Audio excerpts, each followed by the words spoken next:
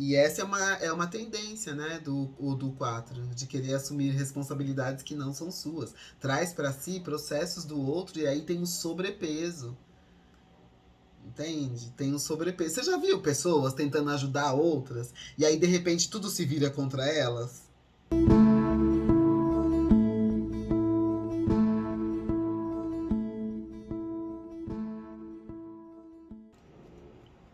Então, então a sua mãe assumiu essa responsabilidade.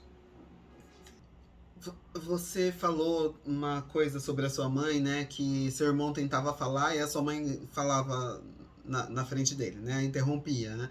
E aí você falou controladora, né? Então você percebe a sua mãe como uma pessoa controladora. É isso? Né?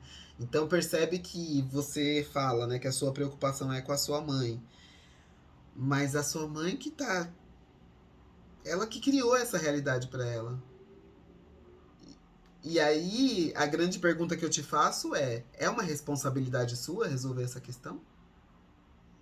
Porque se trata da sua família. Tem uma relação afetiva. O afeto afeta. Não podemos desconsiderar isso. Mas, considerando este Odu 4 que habita aí no seu, em você, né? Vamos fazer. Vamos fazer as três perguntinhas? Aquelas três perguntinhas mágicas. Quais são elas mesmo? Então, quando você se conecta com você, quando você olha, né, para essa situação, se percebe, né, primeira coisa seja compreender esse afeto. O que é que tá te afetando? O que você tá sentindo? Acho que é a primeira coisa, até antes das perguntas, para depois quando você fizer as perguntas para você poder ter mais clareza, né, nessas respostas. Então, o que você sente quando você vê que a sua mãe se responsabilizou por um filho que não é dela, que ela não quis ter no sentido de que ela não foi lá buscar, né? Ela não fez um movimento para ter esse filho, ela já tinha tido os dela, né? O que você sente quando você vê a sua mãe nessa situação? Uma revolta. Em relação a quê? Que essa revolta diz para você? Só que é justamente por isso que a gente precisa entender o que esse impacto quer te dizer. Porque isso vai te dando mais clareza de realmente de onde atuar se for o caso de atuar. Como intervir se for o caso de intervir, entende? Então você fala que vem uma sensação de uma revolta por ver a sua mãe nessa situação. E a sua mãe, ela sente essa revolta? Então, percebe que quando eu pergunto sobre a sua mãe, se ela também sente essa revolta, você vai para onde? Para a sua dor. Percebe? Você nem sabe como é que a sua mãe se sente em relação a tudo isso. Você nem sabe como é. Se ela também tá revoltada, se ela também tá se sentindo sobrecarregada, você nem sabe. Percebe? Mas você sabe da sua dor que tá doendo aí.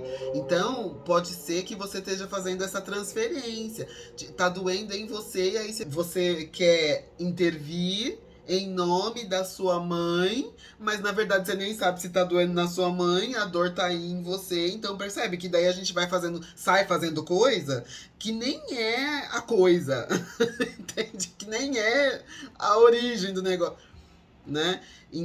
Então vamos lá, ó. Vamos olhar para o seu processo. Então você fala assim: a minha mãe já tinha criado os filhos dela, tal, e aí ela pegou mais essa criada, adotou não sei quem, agora adota esse sobrinho, né? Esse seu sobrinho e tal.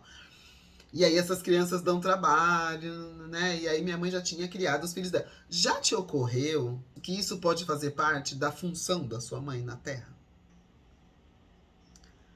Então, percebe que você está querendo resolver um problema fora sem nem se dar conta da dor que tá rolando aí dentro. Você tá querendo se meter lá na vida da sua mãe, né?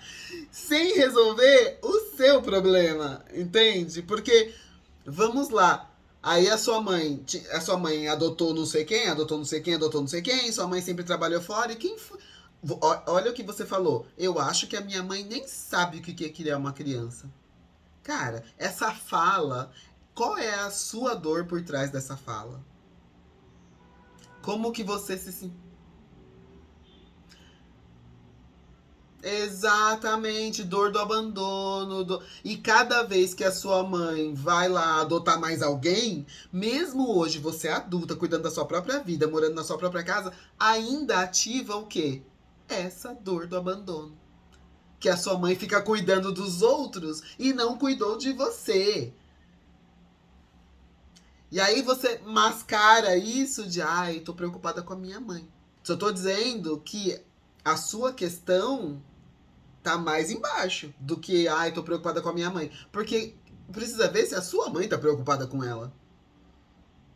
Porque às vezes é um prazer para ela fazer isso. Às vezes, mesmo que seja sacrificante, ainda assim, lá no fundo, o espírito dela pode estar se satisfazendo com tudo isso porque ela sente que isso faz parte da função dela, da missão dela na Terra. Vai saber se isso não é um compromisso que ela tinha, entende? Uma questão kármica mesmo, né? Do próprio processo dela. Entende? Então, precisa ver como ela se sente. Porque pode ser que para ela esteja tudo bem, ainda que seja, né, dá trabalho, dá, mas aquilo que é da nossa missão, a gente dá conta. Entende? Não nos faz sofrer aquilo que é da nossa missão.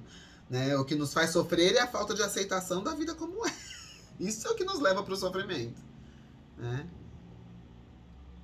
Então, percebe que precisa olhar para essa sua dor, porque daí conforme você vai olhando para essa dor, ganhando consciência, você vai fazendo o movimento de tratar essa dor e para de vibrar nesse lugar. E aí, né, de ai, minha mãe tá, ai, coitado da minha mãe que já criou tantos e agora vai criar. Não é isso, você já viu que não é isso.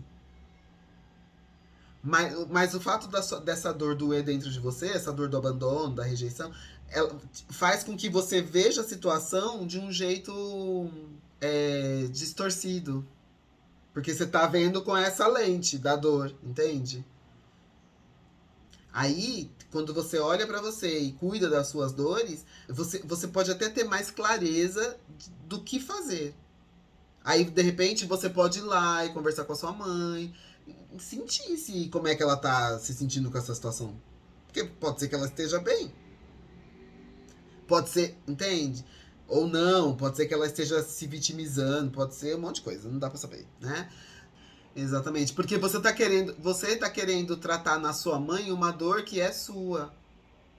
E aí não vai adiantar você resolver a vida da sua mãe, ainda que você resolvesse, não adianta porque a dor continua aí. Não vai. E essa é uma tendência, né, do 4 de querer assumir responsabilidades que não são suas. Traz para si processos do outro e aí tem um sobrepeso. Entende? Tem um sobrepeso. Você já viu pessoas tentando ajudar outras e aí de repente tudo se vira contra elas? Não porque ajudar as pessoas é ruim. Não, não é nada disso. Mas entende? É isso que você falou. Precisa ver qual é o ponto de partida. Eu tô ajudando quem? Eu tô querendo ajudar o outro, mas a dor tá em mim. Eu tô me ajudando? Pra poder me achar em condição de ajudar o outro, eu tô me ajudando? Exatamente, vaidade, super, super vaidade, de querer resolver a vida de todo mundo. Eu resolvo, olha como eu sou necessária aqui, entende? Super orgulho na forma de vaidade. E aí quando você sabe exatamente onde que é a origem do ponto de dor, qual é a origem da dor? Quando você sabe, você não precisa fugir. Quer dizer, só se você quiser. Que agora você já sabe onde você precisa atuar primeiro. Não tô dizendo que não é pra ajudar, não tô dizendo que não. Entendeu? Então é se ajudar primeiro pra ficar de pé, pra ter estrutura pra ajudar o outro se o outro quiser. Se você quiser, e se o outro quiser também. Né? E aí, quando você olha pra isso, né, vai se harmonizando, vai cuidando dessa dor, aí você consegue ter mais clareza, você pode conversar com a sua mãe, compreender, né, qual é a necessidade dela e você pode ajudá-la numa necessidade dela, mas que venha dela, que seja real essa necessidade dela, se for o caso, entende? E não o que você pensa que é, entende? Então, por exemplo, ela tá bem criando esse neto? Tá. Se você de fato quer ajudar, tá, mas eu posso ajudar de alguma forma? Ah, pode. Você pode, então, todo mês, vai, pagar metade, sei lá, comprar uma roupa pra ele. Entende? Aí você já tá ajudando. Você já tá dando vazão a esse desejo seu de ajuda, que é genuíno.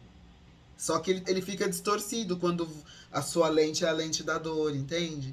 Então, né, ainda se você quiser dar vazão para esse desejo de ajudar, ajude com aquilo que a pessoa de fato precisa. Porque quando a gente se mete a ajudar sem ter noção da realidade, entende? Às vezes a pessoa tá precisando de creme dental e a gente chega lá com shampoo. Entende? Aí ela tem um monte de shampoo e zero creme dental. Um exemplo tosco. Aham. Mas, né?